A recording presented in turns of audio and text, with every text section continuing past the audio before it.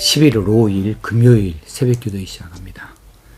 오늘 함께 묵상하신 말씀은 야고보서 3장 1절에서 5절 상반절까지입니다. 내 형제들아, 너희는 선생된 우리가 더욱 큰 심판을 받을 줄 알고 선생이 많이 되지 말라.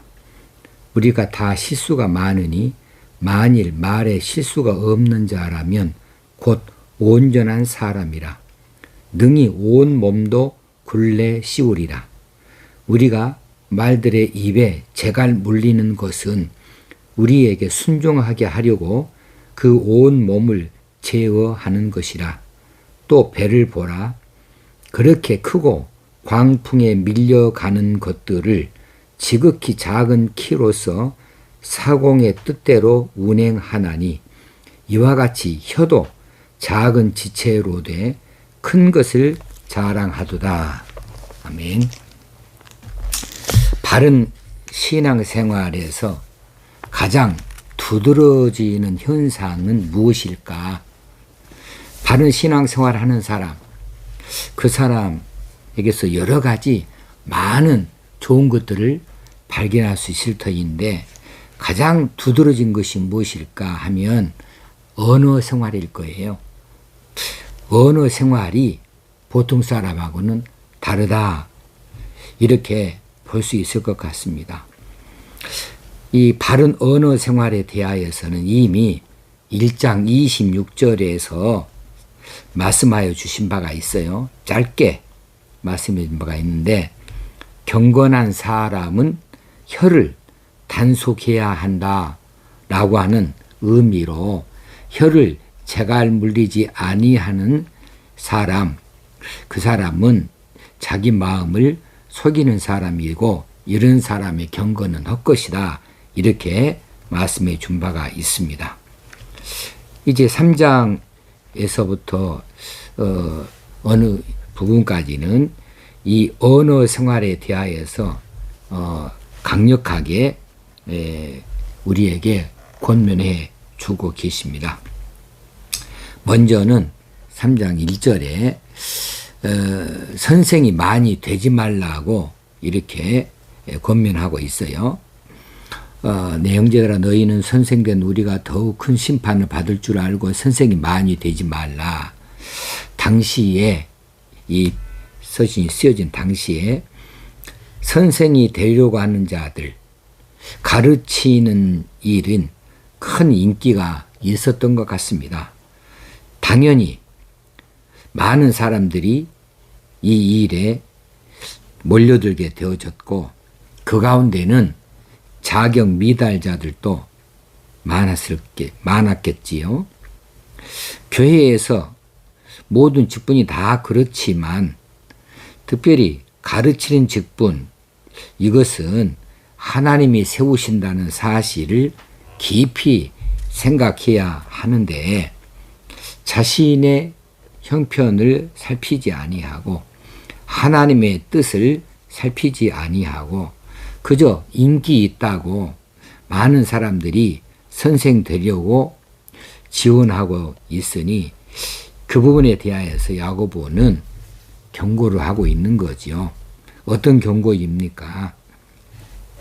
선생된 우리가 더 큰 심판을 받는다 라고 경고를 하면서, 그러니까 이 선생이 되려고 하는 일에 있어서 신중을 기하라고 말씀하고 있는 거죠. 자, 선생이 된다고 하는 것보다 더 중요한 것이 있습니다. 선생이 되어져서 선생님, 라삐어, 혹시는 이렇게 호칭을 받는 것, 혹시는 어느 대접을 받는 것, 그것보다도 더 중요한 것은 선생이 되기에 적절한 자격, 합당한 자격을 갖추었는지, 이것이 더 중요하죠. 선생이란 이름 얻기는 쉬울지 몰라도 그 선생 노릇하는 것은 쉽지 않기 까닭에 그렇습니다. 쉽지 않는 이 일을 자칫 잘못하다가 더 큰 심판, 보통 사람보다는 더 큰 심판을 받게 된다면 얼마나 불행한 일이 되겠습니까? 그러니까 선생이 된다는 그 사실에 집중할 일이 아니고 선생이 되기에 적절한 자격을 갖추었는지 선생의 일을 능히 잘 감당할 수 있을지에 대하여서 스스로 검증해 보는 일이 더 소중한 일이라는 것이지요. 어떤 선생이 그러면 더 큰 심판을 받게 될 것인가? 그래서 선생 되는 것을 신중히 하라고 많이 선생 되지 말라고 이렇게 말하고 있는가?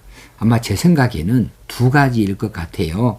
첫째는 선생은 가르치는 일을 하는데 가르치는 일 아무거나 가르칠 수가 없잖아요. 바로 가르치는 것, 진리를 가르치는 것, 진실을 가르치는 것, 이것 바른 것을 가르치는 것이 얼마나 중요한지 모릅니다. 선생된 자가 바르게 가르치지 못한다고 한다면 이거 얼마나 위험한 일이에요.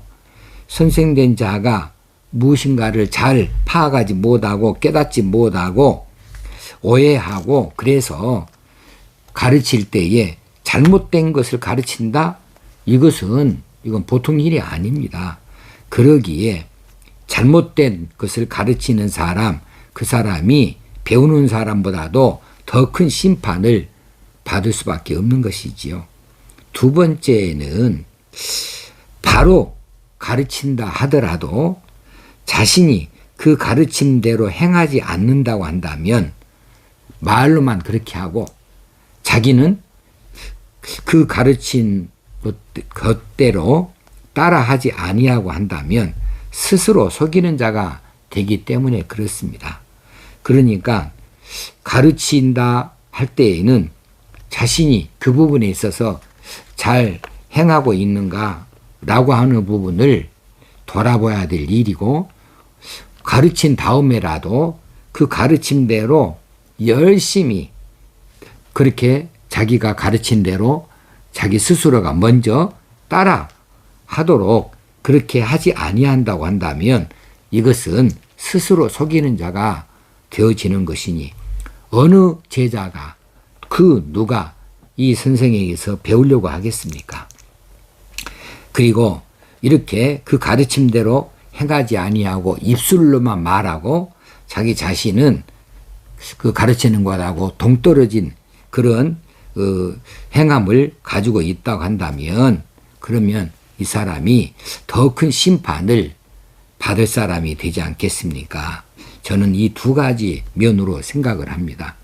자, 가르치는 은사를 부여받았고 또 겸손히 그 가르친 대로 행하지 못할 사람이라면 애초부터 선생이 되려 하지 말아야 할 것이라는 내용이지요. 그래서 너희는 선생된 우리가 더 큰 심판을 받을 줄 알고 선생이 많이 되지 말라. 선생 되려고 많이들 나서는데 그렇게 나서지 말라고 하는 거지요. 그러면서 2절에 넘어가서 우리가 다 실수가 많으니 만일 말에 실수가 없는 자라면 곧 온전한 사람이라. 우리가 세상 살아가면서 실수가 많습니다. 그 실수의 종류가 얼마나 많이 있겠습니까? 그런데 그 중에서 말의 실수가 가장 많다고 하는 거죠. 말의 실수가 자주로 일어난다는 거죠. 말의 실수가 가장 쉽게 일어난다는 거예요.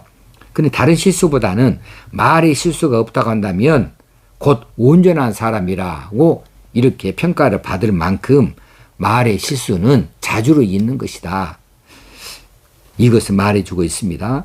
자, 그러면 선생에게 연결해서 한번 살핀다면 선생들이 가르친다 할 때 무엇으로 가르칩니까? 말로서 가르칩니다. 말로서 하나님의 말씀과 하나님의 뜻을 전달하고 가르치는 일을 하지요. 그런데 선생된 자의 그 입에서 나오는 말에 실수가 있다고 한다면 가르친 일 이외에도 일상생활에서 선생의 그 입에서 나오는 말에 실수가 있다고 한다면 선생에게서 어떻게 권위를 찾을 수 있겠습니까?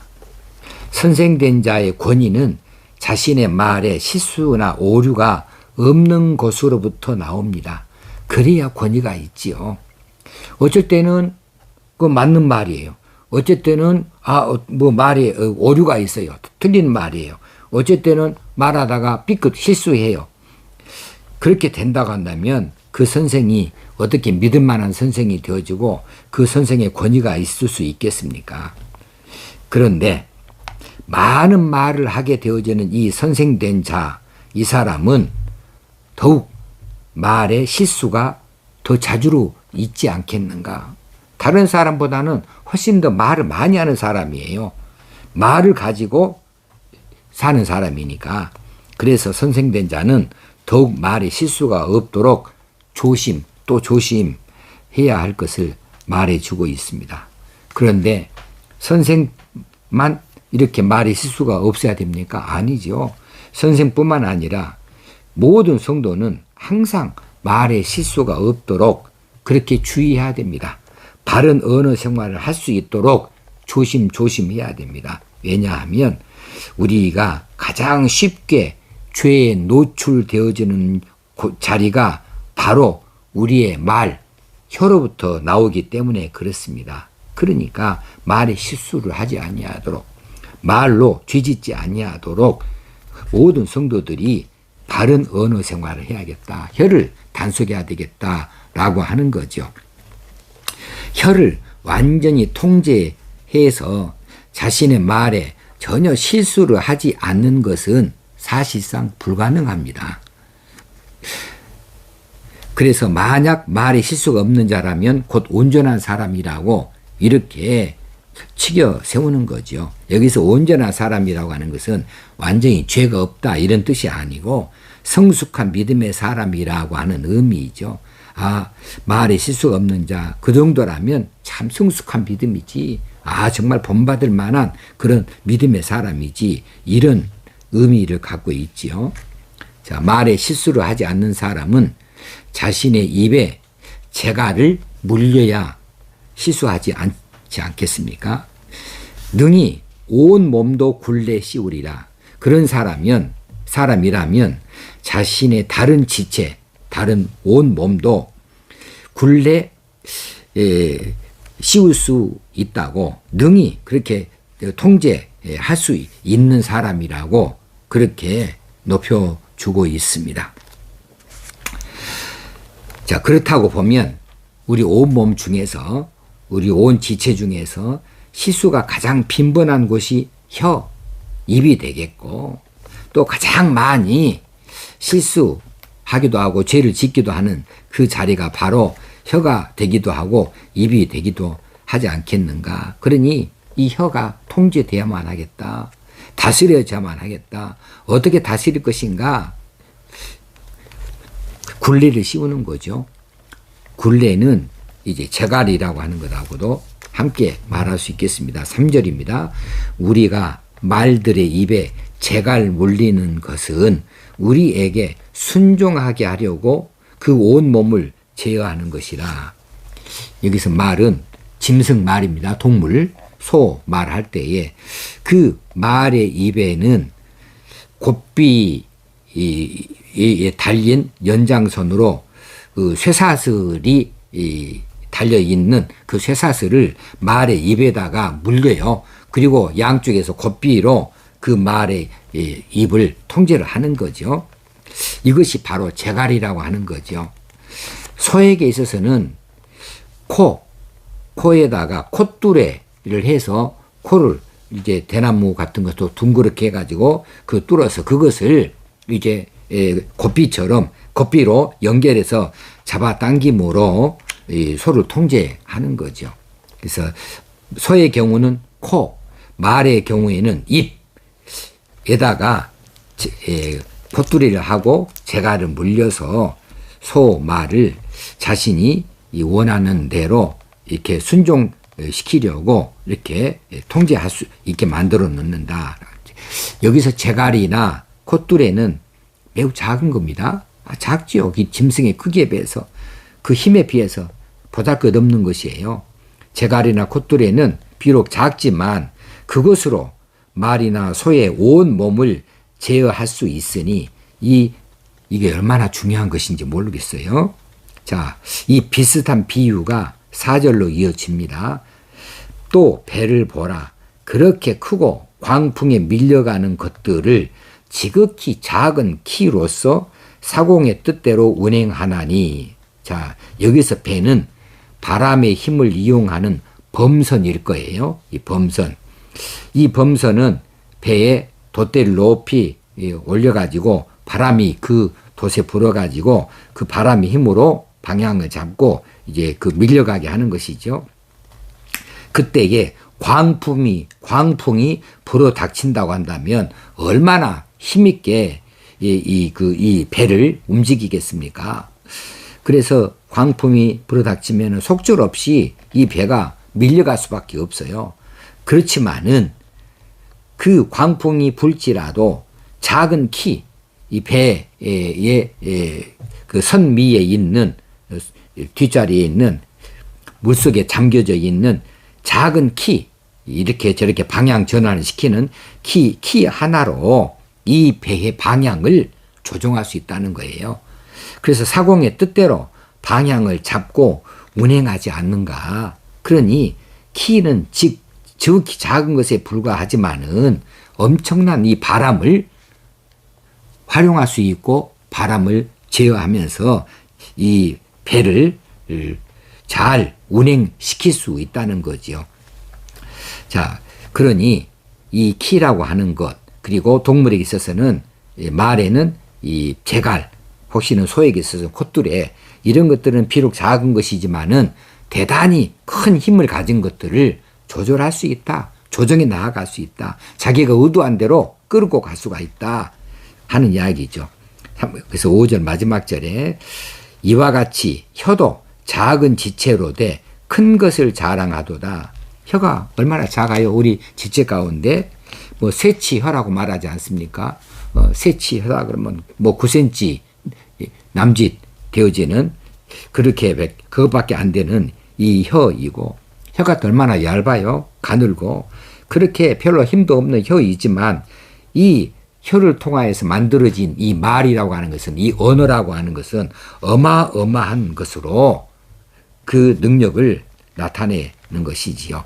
자, 혀는 작지만 큰 것을 자랑하도다. 여기서 큰 것을 자랑한다라고 하는 말은 과장하다, 호언장담하다, 이렇게 번역해도 좋습니다. 이 공동 번역에서는 엄청나게 허풍을 떱니다, 이렇게 번역을 했어요. 혀는 작은 지체이지만 엄청나게 허풍을 떱니다. 그래요. 이 작은 혀 가지고 아주 어마어마한 것들을 사기도 하고 팔기도 하고 일을 저지르기도 하는 거죠. 혀는 작은 지체이지만 그 혀를 통하여서 만들어진 이 말의 위력은 헤아릴 수 없이 크다는 사실입니다. 그리고 간단한 예를 들어도 그 혀 가지고 천냥 빚도 갚을 수 있습니다. 그 혀 때문에 폐가 망신할 수도 있습니다. 이 혀가 어떻게 방향 잡느냐, 어떻게 사용되어지느냐에 따라서 놀라운 어마어마한 큰 것을 자랑할 수 있고 그 힘을 나타낼 수 있다고 하는 사실이죠. 자, 우리에게 이 혀를 주셔서 이 혀를 통하여 말이라고 하는 것을 만들게 했습니다. 말을 언어 생활을 하게 됐는데, 우리 언어 생활에서 자주로 실수해서 자주로 죄를 범합니다. 이 말 가지고 상대방을 죽이기도 하고 가슴에 대못을 받기도 하고 그 사람이 그 말을 듣고 살 소망을 잃어버리기도 하고 낙심하기도 하고 밤새 고민하기도 만들고 눈물도 빼게 하고 한숨도 쉬게 하는 것이 아무런 눈에 보이지 않는 이 말 하나 가지고 그렇게 만들어서 죄를 짓게 만들거든요. 그래서 우리가 말에 실수가 없는 자가 되어지도록 이거 하는데 우리가 훈련이 필요합니다. 하루아침이 되는 것 아니고 첫째는 말을 적게 하는 겁니다. 그 필요한 말만 하는 것입니다. 필요한 말을 제때 하는 겁니다. 이 말을 골라서 하는 겁니다. 말을 할 때 신중하게 생각해서 하는 거죠. 감정대로 하지 아니하는 것이죠. 그래서 이 말에 실수가 없도록 우리 신앙생활에서 열심을 내자, 노력을 하자, 이런 말씀을 오늘 드리고자 합니다. 기도하겠습니다. 하나님 아버지, 오늘 또 우리 입술에 말, 이 혀로부터 만들어지는 이 말, 그 위력을 다시 한번 생각하면서 말에 실수가 없는 자 되어지기 원합니다. 우리가 가장 쉽게 죄에 노출되어지고 가장 자주로 죄를 짓게 되어지는 이 말의 실수를 우리가 범하지 아니하도록 우리 혀를 잘 통제할 수 있기를 원합니다. 성령님이여 우리를 도우시고 하나님의 말씀에 힘입어서 우리 말 언어 생활이 달라지게 하여 주옵소서. 우리 주님 예수님의 이름으로 기도합나이다. 아멘. 오늘 하루도 하나님께서 주신 날 참 열심히 사시고 또 힘있게 사시되 성령의 능력을 힘입을 수 있도록 늘 기도하시는 가운데에서 또 우리 언어 생활이 참 큰 능력을 나타내는 복된 언어가 되어지도록 귀하게 사용하십시다. 감사합니다.